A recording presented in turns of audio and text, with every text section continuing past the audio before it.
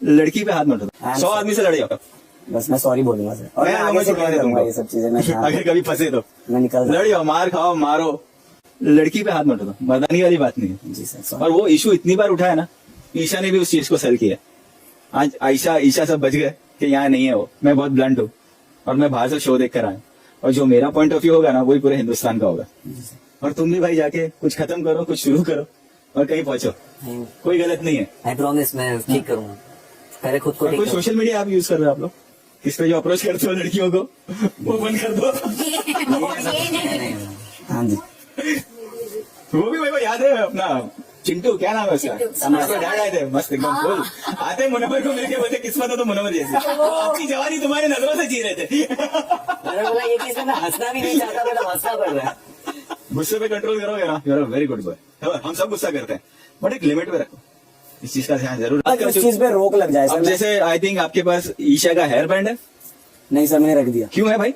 रख दिया सर। नहीं मैंने नहीं लेकिन रखा क्यों? ईशा का कब पता नहीं मेरे को उस टाइम क्या हुआ था, समझ नहीं आया मेरे। सर मैं चाह रहा था कि वो जाए, मैं डिनाई नहीं कर रहा, ऑब्वियसली मैं चाह रहा हूँ कि तू जाए, तेरा क्या काम, मुझे आगे बढ़ना, अगर तू जाएगी। समर्थ के लिए भी बहुत इमोशनल हुए थे, समर्थ नहीं, की नहीं, चिट्ठी सर। रखी है इसने। नहीं सर उसके लिए इमोशनल नहीं लगा। नहीं सर, एक हेयर बैंड था, वो भी मैंने अगले दिन जाके दिमाग के रूम में रख दिया कि मैं क्या कर रहा हूँ पागलों की तरह, बस ये हेयर बैंड रखा है। बट ये जो पोकिंग रही है आपकी बिगनिंग में हर किसी के साथ, जी ये ऐसा लग रहा था कि जान का रहे शो के लिए, कि कोई मुद्दा नहीं बन रहा तो चलो मैं जाके किसी की भी लड़ाई में घुस जाता हूँ और फिर अपनी वॉइस रेज करता हूँ, एक मुझे आधे घंटे की फुटेज मिल जाएगी, फिर मैं चुपचाप बैठ जाऊंगा। मैंने बिग बॉस देखा हुआ तो मुझे पता है कि ऐसे करना है वैसे करना है। जब आपको पता होता है कि इतने कैमरास आपको देख रहे हैं तो आप कभी भी अपने आप को डाउन नहीं कर सकते, और मेरा नेचर रहा है कि मैं बाहर भी लेकिन आपका सेट पैटर्न दिखाई दिया, जब भी आपके साथ किसी का झगड़ा होता है एक पॉइंट के बाद में फिर आप एक कोने में जाके रोने लगता है कि मैं सही हूँ। सर से बात बट कुछ लड़ाइयाँ ऐसी लगी, आप लोगों को लगा कुछ लड़ाइयों की जरूरत थी नहीं? इससे पहले ऐसा लगता था ये, और हमेशा लड़ाई करके रहना वो हमेशा से था अभिषेक का पैटर्न। सर मैंने कोई भी चीज यहाँ पे फेक नहीं की है,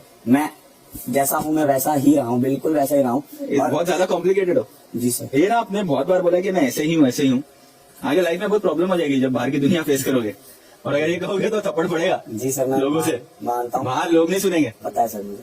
आपकी एक से यहाँ थी ईशा, फिर समर्थ आ गया, फिर आप लोग की लड़ाइयाँ शुरू हो गई, फिर एक लड़ाई आपकी अंकिता के साथ भी हुई। एक रिस्पेक्ट का दायरा होता है ना, वो खत्म करते चले गए आप, ऐसा फील होने लगा।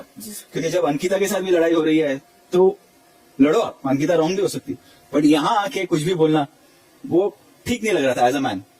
सेम विद ईशा, चलो ईशा गलत कर रही है, छोटी है और गलत होगी है, मैं ये नहीं कह रहा हूँ, बट बाहर की बातें निकालना एक लड़की के बारे में जिससे आप एक जमाने में प्यार करते थे या अभी भी करते हो, वो रॉन्ग लगता है जी सर। उसमें क्या होता है, फिर आपके कैरेक्टर पे बात आती है, वो मर्दानगी वाली बात नहीं है जी आप वहीं चुप अगर हो जाते ना कि भाई तेरे से बात ही नहीं करनी, जो मैंने मनारा को भी कहा है मुनावर के केस में, तो बहुत सही लगता है। जब ईशा का मुझे पता चला था इस घर में आ रही है, तो मैंने आने से पहले उसको फोन किया था, उसको मैंने बोला था कि ईशा प्लीज हमारी जो पर्सनल बातें होंगी ना वो हम ना निकाले तो ज्यादा बेटर रहेगा। बट सर उसने स्टेज पे ही पर्सनल बातें निकाल दी, और यहाँ पे भी उसने हर हफ्ते हर दिन उसने पर्सनल बातें निकाली, और मैंने 8 हफ्तों तक सर उसके बारे में कुछ भी पर्सनल नहीं बोला था। कॉन्ट्रैक्ट पड़ा है बिग बॉस का कि बाहर की बातें नहीं, आप किसी को बता नहीं जी सकते सर। कि आप जा रहे हैं। इनकी मिली भगत तो नहीं थी सब दोनों की कि अंदर जा रहे हैं, थोड़ा फुटेज जैसे जैसे मिल जाएगा? तो नहीं सर ऐसा कुछ भी नहीं था, ऐसा होता तो इतनी और समर्थ को ले आके तू आ जा भाई थोड़े दिन। हाँ? ऐसा तो नहीं। 8 हफ्तों के बाद जब मेरा वो सबर का बांध टूटा, मैंने इसको भी बोला, मैंने कहा अब मैं नहीं चुप करूंगा, वो बोलेगी तो मैं भी बोल दूंगा, मैं नहीं चुप रहना हूँ।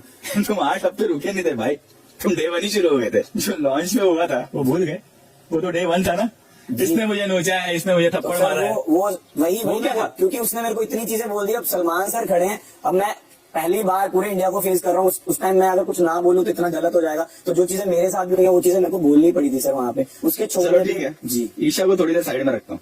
मनारा के साथ जब लड़ाई हुई तो फिर उसकी फैमिली के बारे में बोलना, क्या सर? सिस्टर्स के बारे में बात करना। क्योंकि सर ये मेरे को बोलती थी छोड़ा हुआ आशिक अकेला रह जाएगा, तो मेरे को वो मैंने मजाक में जरूर बोला वो था। यहाँ पर बोल रही थी ना जी। आप उनकी फैमिली पे क्यों गए? सर मैंने और वो भी उनकी सिस्टर्स की बात कर रहे हो जिन्होंने अपना एक मुकाम अपनी मेहनत से इस हासिल चीज के किया। लिए सर मैंने सॉरी बोल दिया था, सलमान सर ने बोला तू गलत सॉरी बोल दिया, ये तो अच्छा सर है। मैंने एक बार भी नहीं बोला। मैं यही बोल रहा हूँ, सिंपैथी कार्ड ये आपको आगे सीखना होगा। जी सर। ये आप बहुत गलत करते हो। आपने अंकिता को क्या बोला कि शादी कैसी हुई है वो मुझे पता है, ये बात है कुछ कहने की? क्योंकि सर मुझे विक्की भाई ने बोला था कि तुझ जैसे को कोई लड़की नहीं मिलेगी, तू अकेला मर जाएगा, कुंवारा मर जाएगा, ये सब मर जाएगा। तो सर वो गुस्से में वो चीज मैंने भी बोल दी जो आप चीज बोल रहे हो, मेरे को नहीं बोलना विक्की चाहिए। ने आपके बारे में बोला, जी आप विक्की तक रखते, आपने अंकिता को क्यों सर घसीटा? वो जिस मतलब मेरे भी किसी के बारे में बोले ना क्योंकि मेरी लाइफ में आने वाली हो, मेरे को छोड़ के चली जाएगी। जो मिलेगी उसके बारे में बात कर रहे हैं, ये यहाँ बैठी है। बट सर उस टाइम विक्की भाई और अंकिता जी दोनों के साथ मतलब बहस बसाई हो रही थी मेरी उस टाइम के लिए, मतलब दोनों। हाँ, लेकिन मैं ये कह रहा हूँ बहस बसाई हो रही थी, ठीक है, बट दायरा मेंटेन करना जरूरी जी है। सर, मैंने दायरा हमेशा क्रॉस किया, उसके लिए मैं अंकिता जी से सॉरी बोलता हूँ। मेरे को नहीं एक चीज और बताओ आपके बारे में, ईशा जब यहाँ थी तो ऐसा लगने लगा था कि ईशा के पास आपका रिमोट कंट्रोल है, कि मैं बटन दबाऊंगी और ये चिल्लाने लगेगा। यस, आपने अपने रिमोट कंट्रोल जो है अपने इमोशंस का उसको देख रखा था और उसने बहुत ही अच्छी तरह से उसको यूज किया और आप ये बात समझ ही नहीं पाए। बिना वजह की बात पे भी जो नॉर्मल बहस हो सकती है उसमें ऐसी युद्ध हो जाती थी कि पूछो नहीं। और कहीं ना कहीं एक पॉइंट के बाद आप अभिषेक ओवरबोर्ड चले जाते थे। You are a very good boy, आप बहुत अच्छे लड़के हो अभिषेक, बहुत अच्छा कर रहे हो, बट कहीं ना कहीं आप अपना दायरा, लड़कों के साथ लड़ रहे हो बात अलग है, पर लड़कियों के साथ जब आप लड़ते हो तो अपना दायरा, अपना आपा खो बैठते हो। जहां पे अगर आप सही भी हो ना तो रॉन्ग लगने लगते हैं और फिर आप उस चीज को सही कैसे करते हो, अकेले बैठ के रोके। वही सर, वो मेरे को मम्मा ने आके समझाया। आई थिंक सब अग्री करेंगे, फैमिली वीक के बाद मैंने लड़ाई ही नहीं करी और हर चीजों को मैंने अच्छे वे में सॉर्टेड करने की ट्राई की है। अब जो हेयर बैंड रखा है मैं वो कर दिया वहाँ पे, वो दिमाग के फिर वो घर नहीं ले जाना, नहीं नहीं सर। फिर घर ले जाओगे, 29 तारीख को उसी को देखते रहोगे, फिर 30 को फिर शुरू हो जाओगे, अब हाँ, नहीं होगा। फिर 31 तारीख को फिर वही होगा। मुझे एक साल से- फिर रोड पे कहीं हम गाड़ी में जा रहे हैं, समर्थ बीच में है, ये कभी भी हो तुम सकता दोनों लड़ते हुए नजर आओगे हमें। है, कभी भी हो सकता है। अब वो चैप्टर क्लोज हो गया, मैंने माफी भी मांग ली दोनों से।